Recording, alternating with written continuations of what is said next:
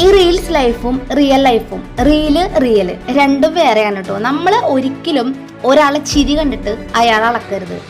ഒരാളെ ഡാൻസ് കളിക്കുന്ന കണ്ടിട്ട് അയാൾ ഭയങ്കര ഹാപ്പിയാണെന്ന് വിചാരിക്കരുത്. പല ആൾക്കാരും മണ്ടന്മാരാണ്, തെറ്റിദ്ധരിക്കാണ്. അവർ ഭയങ്കര ഹാപ്പിയാണല്ലോ, എനിക്ക് സന്തോഷമില്ലല്ലോ.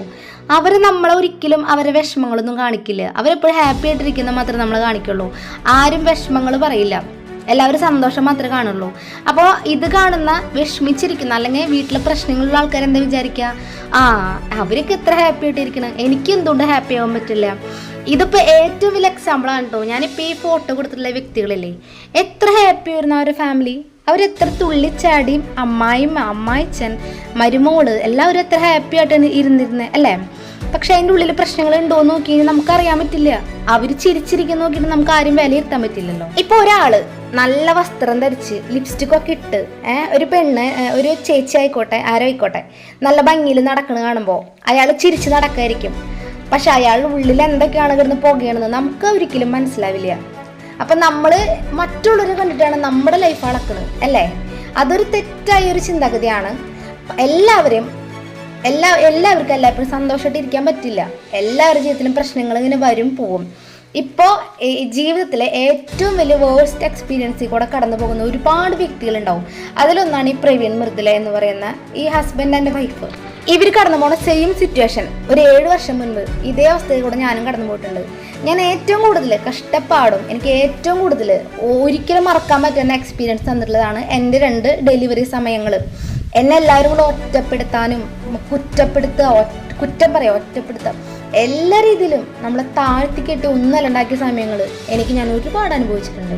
അപ്പോൾ ഒരു പെണ്ണിന് ഏറ്റവും കൂടുതൽ സമാധാനം കൊടുക്കുന്ന സമയം എന്ന് പറയുന്നത് പ്രഗ്നൻസി സമയമാണ്. അത് കഴിഞ്ഞാൽ കുട്ടി ഉണ്ടായാൽ കുട്ടിക്ക് 1 വയസ്സ് വരെ നമ്മുടെ മൈൻഡ് ഒരിക്കലും നമ്മൾ വിചാരിച്ചെടുത്ത് കിട്ടില്ല. അപ്പോൾ അതുകൊണ്ട് ദയവ് ചെയ്ത് നിങ്ങൾ വീട്ടിൽ പ്രഗ്നൻസി ലേഡീസ് ഉണ്ടെങ്കിൽ അവരൊരിക്കലും ഉപദ്രവിക്കാനോ വിഷമിപ്പിക്കാനോ നിൽക്കരുത്.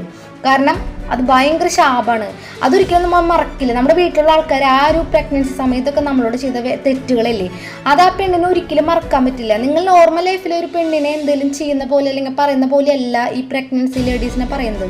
പ്രസവം കഴിഞ്ഞ് ആ ഒരു കുട്ടിക്ക് 1 വയസ്സാവുന്നത് വരെ നമ്മൾക്ക് ഭയങ്കര മെൻ്റലി നമ്മൾ ശരിയാവാത്തൊരു ഒരു മെൻ്റലി സ്ട്രെസ്സും ഉറക്കക്കുറവും എല്ലാം വരുന്ന സമയമാണ്.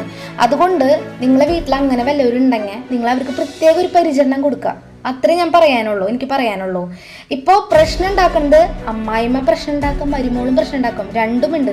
എൻ്റെ വീട്ടിൽ എൻ്റെ അമ്മായിമ്മ പ്രശ്നം ഉണ്ടാക്കിയിട്ടുള്ള വ്യക്തിയാണ്. എൻ്റെ അമ്മായിമ്മ പല വീടുകളിൽ അമ്മായിമ്മ മരുമോളും തമ്മിൽ ചേരില്ല. കാരണം 2 വീട്ടിൽ നിന്ന് വന്ന 2 വ്യക്തികൾ. നമ്മുടെ സ്വന്തം അമ്മയായിട്ട് പോലും ചേരാത്തവരുണ്ട്. അപ്പോൾ പിന്നെ അമ്മായിമ്മയുടെ കാര്യം പറയണോ?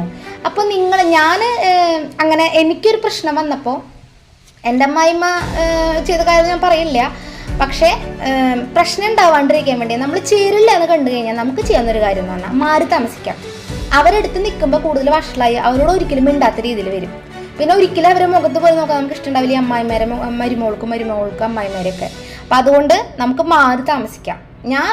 എനിക്ക് ഏറ്റവും കൂടുതൽ പറഞ്ഞു കൊടുക്കാനുള്ള അല്ലെങ്കിൽ എന്നോട് ഒരാൾ അഭിപ്രായം ചോദിക്കുകയാണ്, എന്താ ഇങ്ങനെ ഒരു പ്രശ്നമുണ്ട്, എന്താ ചെയ്യേണ്ടതെന്ന് ചോദിച്ചാൽ ഞാൻ ഒരിക്കലും അവിടെ തന്നെ നിൽക്കുമെന്ന് പറയില്ല, മാറി താമസിക്കാന്നേ പറയുള്ളൂ. മാറി താമസിച്ചാൽ സ്നേഹം പോവില്ല, തല്ലുകൂടി പിരിഞ്ഞ് താമസിക്കേണ്ട അവസ്ഥയും വരില്ല. നമുക്ക് ഇടയ്ക്കൊക്കെ പരസ്പരം പിന്നെ കൂടാനോ എല്ലാത്തിൻ്റെ അവസരം കിട്ടും. ഇവരുടെ കാര്യത്തിൽ ആരുടെ ഭാഗത്ത് തെറ്റുന്നതെന്ന് എനിക്കറിയില്ല, കാരണം ഇവരെ എനിക്ക് പേഴ്സണലി അറിയില്ല.